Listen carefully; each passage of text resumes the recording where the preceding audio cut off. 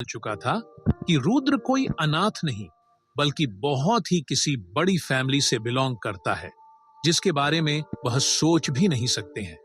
इसीलिए उनको अब डर लगने लगा था कि कहीं वह उन लोगों को जान से ना मार दे। लेकिन तभी पता नहीं क्या होता है कि अचानक राहुल बोल पड़ता है कि यह तुम्हारे भाड़े के तत्व और ड्रामेबाज तुम्हें क्या लगता है? इन सब के आने से मैं डर जाऊंगा। मैं राहुल हूं, राहुल शर्मा, शर्मा ग्रुप का बारिश। मैं तुम जैसे लोगों को इस दिल्ली में जिंदा नहीं छोड़ूंगा। जयंत भाई के एक खास आदमी ने जयंत भाई से कहा कि भाई, हमें नहीं पता कि यह सिंघानिया फैमिली कौन है और हम किसके लिए काम करते हैं। आप हमें बताएं तो सही, फिर हम सब मिलकर बताएंगे क्या सही बात है। फिर हम सब मिलकर सोच लेंगे हमें क्या करना है। तब जयंत भाई कहते हैं, हमने अपनी जिंदगी की सबसे बड़ी गलती की। हमने छोटे सरकार की सुपारी ले ली। छोटे सरकार सिंघानिया फैमिली के छोटे शहजादे हैं। सिंघानिया इस वर्ल्ड की सबसे पावरफुल फैमिली है और पूरी दुनिया पर राज करती है। सब गुंडे यह सुनते हैं कि वह सिंघानिया फैमिली के बेटे की सुपारी लिए और सिंघानिया फैमिली क्या क्या ताकत रखती है। तो अब उन सब लोगों को बेड डर लगने लगा था। तभी से शेरा था कि बहुत हो गया, इन्हें उठाओ और हेलीकॉप्टर में डालो, आइलैंड पर लेकर चलो। इनका फैसला अब सिंघानिया फैमिली ही करेगी। रुद्र जब हम सबको चाहते हुए देखा है तो वह उनसे कहता है कि मुझे तुमसे कुछ पूछना है। तो वह कहता है कि जी सर, कुछ क्या? मैं अभी आप लोगों के साथ नहीं चल सकता। तो शेरा कहता है कि नहीं सर, जब तक आप अपनी परीक्षा पूरी नहीं कर लेते तब तक आप सिंघानिया फैमिली से नहीं मिल सकते हैं। आपको 10 दिन में 1000 करोड़ खर्च कीजिए या आप एक दिन में खर्च कर दीजिए, आपको उसी दिन सिंघानिया फैमिली अपने आइलैंड पर बुला लेगी। वह सब लोगों को लेकर निकल जाते हैं और रुद्र भी अपने कमरे के लिए निकल जाता है। और वहां पर जाकर देखा है, कृष्णा अब तक रूम में आ चुका था। फिर रुद्र बाथरूम में जाकर फ्रेश हो जाता हूं। फ्रेश होकर खाना खाने के बाद बैठकर रुद्र और कृष्णा बातें करने लगते हैं। तो कृष्णा कहता है कि अब बताओ आज क्या हुआ दिन में। फेरा रुद्र कृष्णा कोलकाता है कि आज कैसे उसका राहुल में किडनैप करवाया और कैसे उसके लोगों ने उसे बताया। यह सब कुछ सुनकर कृष्णा कहता कि यह सब कुछ तो किसी पिक्चर की तरह लग रहा है। रुद्र कहता कि आज का एक दिन तो चला गया, आप केवल 9 दिन बचे हैं। रुद्र कृष्ण से कहता है कि भाई, कल मैंने कुछ सोचा है कि कल मैं अपने लिए एक कर खरीद लूंगा। फिर दोनों ऐसे ही बातें करते हुए सो जाते हैं। अगले सुबह जब दोनों उठकर तैयार होकर कॉलेज के निकलते हैं तो वहां पर लोगों में कहना पूछे शुरू हो जाती है। तो उनमें से कुछ लोगों की बात उन्हें साफ सुनाई देती है।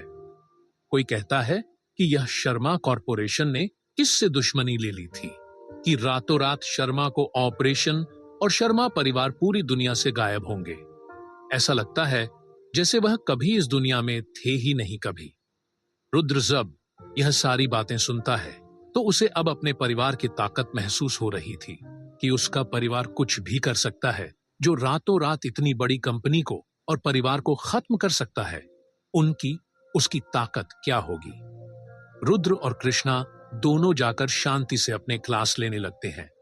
क्लास में सब लोग आज इसी बारे में बात कर रहे थे कि किसी ने भी आज राहुल को कॉलेज में नहीं देखा और ना ही किसी ने उसे सभी के एक ही मेंबर को देखा है। और रुद्र अपने सबसे लास्ट बेंच पर जाकर बैठ जाता है और उसे सबसे बीच वाली लाइन में से एक लड़की जिसका नाम माया था, वह रुद्र को देखकर जा रही थी। वह रुद्र को अपने मन में पसंद करती, परंतु आज तक कभी कह नहीं पाए कि वह रुद्र को पसंद करती थी। यह है हमारी हीरोइन का नाम है Maya Rajput. Rajput group of industry India की सबसे बड़ी इंडस्ट्री की वारिस है। यह जानबूझकर गरीबों की तरह रहती है ताकि वह रुद्र का दिल जीत सके, पर आज तक उसकी यह कहने की कीमत नहीं हुई कि वह रुद्र को सब इस दुनिया में सबसे ज्यादा प्यार करती है, रुद्र को कह सके। माया रुद्र को देखती रहती है और इस प्रकार सारा दिन कॉलेज में रहने के बाद रुद्र और कृष्णा निकल जाते हैं। उनका निकालने के बाद माया भी निकल जाती है और किसी को मैसेज करके कहती है कि रुद्र का ध्यान रखना, उसे कुछ भी नहीं होना चाहिए वरना तुम लोगों की खैर नहीं है। रुद्र जब कॉलेज से निकलता है तो कृष्ण रुद्र से कहता कि अब तो तुम्हारे पास इतनी दौलत है कि तुम्हारी 7 पुश्तें बैठी खा सकती है, तो तुम फिर भी क्यों उसे होटल में काम करने के लिए चाहते हो? तो रुद्र कहता है कि पता नहीं, शायद मुझे वहां पर अच्छा लगता है, इसीलिए मैं वहां पर जाता हूं। वह वहां से निकाल सीधा होटल की तरफ चला जाता है और मालिक से कहता है कि मालिक, अब तो सब कुछ ठीक हो गया है, क्या मैं अब दोबारा काम पर आ सकता हूं? तो वह मालिक कहता है कि जरूर तुम काम पर आ सकते हो। आप मेरा होटल को कुछ नहीं हुआ और सही चल रहा है, उसका शुक्र है कि जिसने इस शर्मा परिवार को बर्बाद किया है। इधर कर भर में यह बात फैली हुई थी कि ऐसी कौन सी फैमिली है जिसने रातों रात शर्मा फैमिली को बर्बाद कर दिया है, और साथ ही उनके परिवार का एक भी सदस्य नहीं मिल रहा है। कोई कहता है कि उन्होंने किसी मिस्टीरियस फैमिली से दुश्मनी ली थी, और कोई कहता है कि उन्हें श्राप मिला था कि वह बर्बाद हो जाएंगे। शर्मा फैमिली के जाने के बाद कुछ फैमिली को अब शर्मा फैमिली के बिजनेस को हड़पने की सोच रही थी, लेकिन सिंघानिया फैमिली ने पहले ही उनके पूरा बिजनेस पर कब्जा कर लिया था और ना ही कोई आप उनके बिजनेस पर आंख उठाकर देख सकता था। इधर माया जब उसे आदमी को मैसेज करती है तो वह आदमी कहता है कि बस वह लड़का सीधा होटल पर काम करने के लिए चला गया है और होटल पर काम कर रहा है। इसी तरह माया भी अपने घर निकल जाती है और जाते समय वह अपने सबसे खास आदमी विक्रम को फोन कर कर कहती है कि विक्रम, क्या कुछ पता चला रुद्र के बारे में? वह कौन है? विक्रम कहता है कि माया बस पता किया है कि रुद्र एक अनाथ लड़का है जिसके बारे में कोई कुछ नहीं जानता। सिर्फ यह जानते हैं कि वह आपसे 14 साल पहले दिल्ली में आया था, और कहां से आया क्या आज तक किसी को कुछ भी नहीं पता चला इसके अलावा।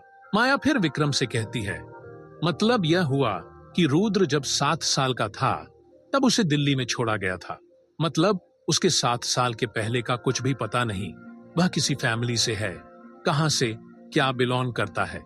विक्रम कहता है कि मैं जहां तक पता किया है उसके बारे में एक ही बात सही बैठती है कि रुद्र जब 7 साल का था कि तब उसके माँ बाप का एक्सीडेंट हुआ था और उसकी फैमिली मर चुकी थी, क्योंकि उसे समय और उधर जब 7 साल का था दिल्ली में एक फैमिली का बहुत बड़ा एक्सीडेंट हुआ था और कोई फैमिली पूरी तरह से भी तबाह हो गई थी।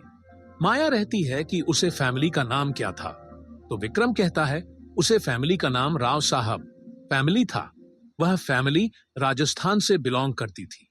इधर दूसरी तरफ रुद्र अपना होटल का काम कर कर वापस अपने रूम पर चला जाता है और कहता है कि मैं कुछ सोचा है। तो कृष्णा कहता है कि अब क्या सोचा है? तू पहले कह रहा था कि गाड़ी लेने चलेंगे, फिर तू आज गया क्यों नहीं? आज के मिलाकर 2 दिन चले गए हैं और तू कुछ भी नहीं सोचा। कृष्णा कि इस बात पर रुद्र कहता है कि मैंने सोचा है ना कि मैं इन सारे पैसों को एक ही साथ डोनेट कर दूंगा। तभी रुद्र के मोबाइल पर एक मैसेज आता है, तो उसी पर लिखा हुआ था कि सर, यह नंबर मेरा है, मैं काली हूं, दूसरा नंबर शेरा का है। जब रुद्र उसे मैसेज को पढ़ता है तो वह फौरन एक मैसेज करता है और पूछता है कि क्या मैं इन सारे पैसों को एक साथ डोनेट कर सकता हूं? तो काली कहता है कि नहीं छोटे सरकार, आप इन पैसों को डोनेट नहीं कर सकते, इन पैसों को सिर्फ आपको अपने ऊपर प्रयोग करना है। क्या मैं इसका कारण जान सकता हूं? रुद्र ने फिर मैसेज किया। रुद्र के इस मैसेज पर काली ने कहा कि छोटे सरकार, आपकी फैमिली हर साल करोड़ों रुपए ट्रस्ट में देती है, इसी कारण आपको इन पैसों को आपके ऊपर इस्तेमाल करना होगा। रुद्र कहता है कि ठीक है, वह बाद में बात करेगा, अब सोने जा रहा है। रुद्र सारी बात जो काली से हुई थी वह कृष्ण को बता देता है। कृष्णा कहता है, मैंने पहले ही कहा था, इन पैसों को कहीं और उसे करने के बारे में सोच। कृष्णा पर रुद्र को ध्यान से देखा है और कहता है कि तू एक काम कर सकता है और तेरे पैसे भी खर्च हो जाएंगे। तो कृष्ण किस बात पर रुद्र बहुत खुश होता है और कहता है कि क्या बात है, बता। अब तो कृष्ण कहते हैं कि तेरे कपड़े बहुत पुराने हो गए हैं, तो एक काम करती, लेकिन सबसे बड़े मॉल में जाकर कुछ अपने लिए कपड़े खरीद ले, अच्छे से जाकर। रुद्र कहता, वैसे तेरा आइडिया तो अच्छा है कृष्णा, पर क्या तू भी मेरे साथ चलेगा? हम दोनों जाकर अच्छे से कपड़े खरीदेंगे, तो ही जाकर मैं इतनी ज्यादा पैसे खर्च कर पाऊंगा। कृष्णा का याद दिलाते हुए रुद्र से कहते हैं, तूने शायद से नहीं सुनी, और काली ने कहा था कि यह सारे पैसे तेरे ऊपर खर्च होने चाहिए। इसका मतलब तू यह पैसे तेरे पर्सनल और इन्हें तेरे ऊपर एक खर्च करेगा और किसी के ऊपर नहीं कर सकता। रुद्र भी कृष्ण की सारी बात को समझ ज्यादा और कहता है कि कल वह दोनों शॉपिंग करने के लिए जाएंगे। क्या सिंघानिया फैमिली ने शर्मा फैमिली को मार दिया? और यह माया कौन है जो कि रुद्र के बारे में पता कर रही है? माया क्या जानना चाहती है रुद्र के बारे में? इन्हीं सब सवालों का जवाब जानने के लिए लिसन